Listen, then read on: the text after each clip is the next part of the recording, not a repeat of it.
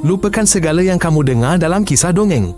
Kievan Rus bukan hanya tentang putera raja di takhta, tetapi juga jutaan rakyat biasa yang berjuang untuk hidup setiap hari. Pondok tanpa tingkap, makanan mengikut musim, mandi wak pada hujung minggu, itulah realitinya. Di sini tiada gaji tetap atau cuti hujung minggu, tetapi ada komuniti, dapur pembakar dan pemahaman bahawa bersendirian tidak akan mampu. Rakyat membajak dari pagi hingga petang dan pada musim sejuk mereka bertahan hidup dengan bekalan makanan, ikan kering dan gotong royong. Ini bukan zaman kegemilangan, tetapi rakyat berjaya mengharungi.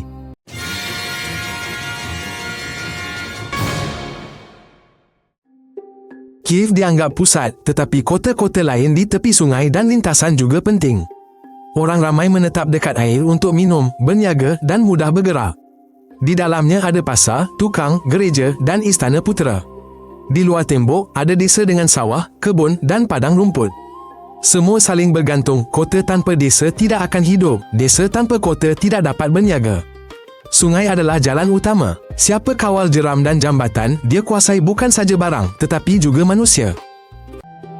Kita tahu banyak tentang kehidupan itu, baik dari catatan lama maupun penemuan di dalam tanah.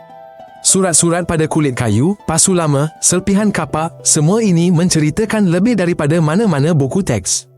Di mana-mana yang dijumpai abu, itu bermakna ada kebakaran di sana.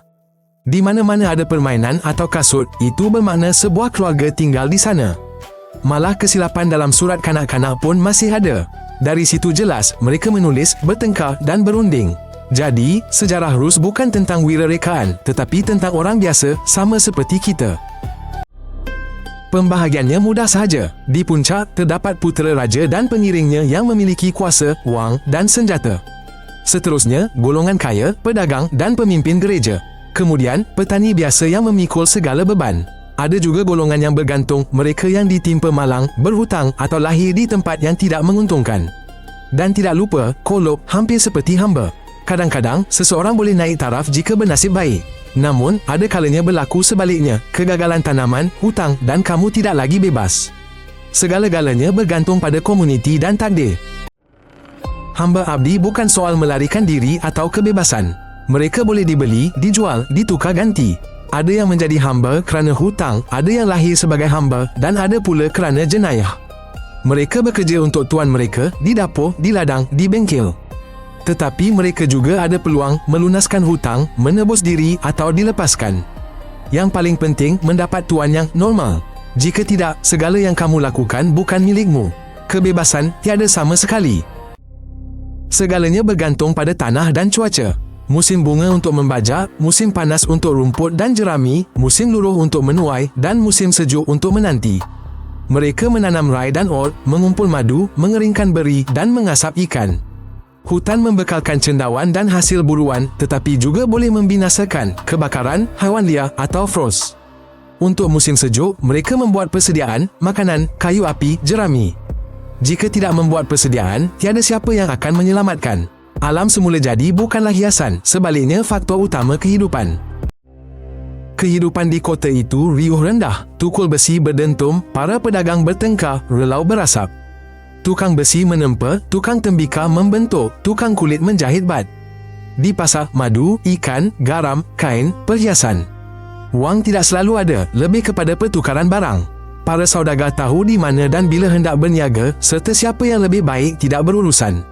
Segalanya terikat pada perjanjian, jalan dan jambatan. Sesiapa yang mengawal pasar, dialah yang kaya. Rumah itu ialah pondok kayu balak. Di dalamnya terdapat dapur, bangku, peti dan rak dengan sebuah ikon di sudut. Dapur itu adalah segalanya, di atasnya mereka memasak dan tidur. Makanan ringkas berupa bubur, sup kubis, roti dan ikan, manakala daging jarang dimakan dan produk tenusu mengikut musim. Mereka minum vis, makan buah kering dan mengasinkan kubis, semuanya dilakukan dengan bekalan yang mencukupi. Kebersihan dijaga melalui mandian wap dan kebersihan pinggan mangkuk yang bermaksud mereka boleh terus hidup. Wanita tidak duduk diam, mereka memasak, menenun, menjaga ternakan, menguruskan rumah dan anak-anak. Dalam keluarga miskin, mereka bekerja setaraf dengan lelaki. Dalam keluarga kaya pula, mereka menguruskan rumah tangga dan boleh terlibat dalam urusan. Perkahwinan adalah perjanjian dan pakatan, bukan cinta pandang pertama. Perceraian jarang berlaku, namun boleh berlaku. Wanita boleh memiliki harta dan bahkan mempengaruhi urusan, terutamanya jika mereka menjadi balu. Namun secara keseluruhannya, tanggungjawab mereka sangat besar, manakala hak pula sedikit. Sejak kecil lagi, mereka sudah mula berurusan. Mereka menggembala, mengangkat, menyapu. Anak lelaki belajar berperang atau bertukang, manakala anak perempuan pula menjahit dan memasak. Di bandar-bandar, mereka diajar membaca dan menulis oleh paderi atau dibiara. Sesiapa yang pandai membaca dan menulis boleh menguruskan urusan, menulis surat dan membaca doa. Ini adalah sesuatu yang jarang ditemui, tetapi bukan keajaiban. Beberapa kanak-kanak malah menulis nota kulit kayu birch kepada ibu bapa dan rakan-rakan mereka. Begitulah cara mereka hidup tanpa beg sekolah, tetapi syarat dengan tanggungjawab. Sebelum pembaptisan Rus, orang ramai percaya pada kuasa alam, matahari, air, roh. Kemudian datanglah agama Kristian, kuil, puasa, orang suci. Tetapi upacara lama tidak hilang, Maslenitsa, Kupala, Kolyatki. Kepercayaan adalah sebahagian daripada kehidupan, bukan hal yang berasingan. Perayaan bukan sahaja untuk berdoa, tetapi juga untuk berseronok, lagu, permainan, tarian. Gereja cuba menyusun segalanya, tetapi rakyat hidup mengikut cara mereka sendiri. Kedua-duanya hidup berdampingan, dalam jiwa dan pada kalendar. Jika sakit, ubatilah dengan akar, madu atau mandi wap. Jika gigi sakit, tuamlah dengan air rebusan herba. Jika luka, tutuplah dengan getah pokok. Bidan kampung menyambut kelahiran, manakala dukun merawat menggunakan herba. Kadang-kadang mujarab, kadang-kadang tidak. Purata jangka hayat sekitar 30 tahun, namun ini disebabkan oleh kadar kematian kanak-kanak yang tinggi. Namun, mereka yang hidup sehingga dewasa boleh menjangkau usia yang lebih panjang. Perubatan kala itu serba primitif, tetapi mereka berusaha sedaya upaya. Undang-undang memang ada. Mencuri, bayar. Memukul, bayar. Membunuh, bayaran besar. Hampir semua dikenakan denda. Pengadilan berbeza-beza, ada yang ikut peraturan, ada yang ikut kuasa. Saksi, sumpah, malah ada kalanya ujian. Penjara hampir tiada, lebih sering diselesaikan melalui persetujuan. Paling penting agar keluarga tidak membalas dendam dan kes itu ditutup. Kedamaian dalam komuniti lebih utama daripada hukuman. Setiap orang membayar dengan wang, bulu, ikan atau madu. Ada juga yang bekerja, membina jambatan, membersihkan jalan atau pergi berperang.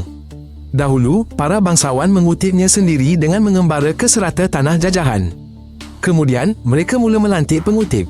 Bayaran berbeza-beza, namun semua wajib membayar. Jika ditekan terlalu kuat, rakyat boleh berpindah kepada bangsawan lain. Oleh itu, bangsawan yang bijak menjaga keseimbangan. Jika tidak membiarkan mereka hidup, anda akan kehilangan segalanya.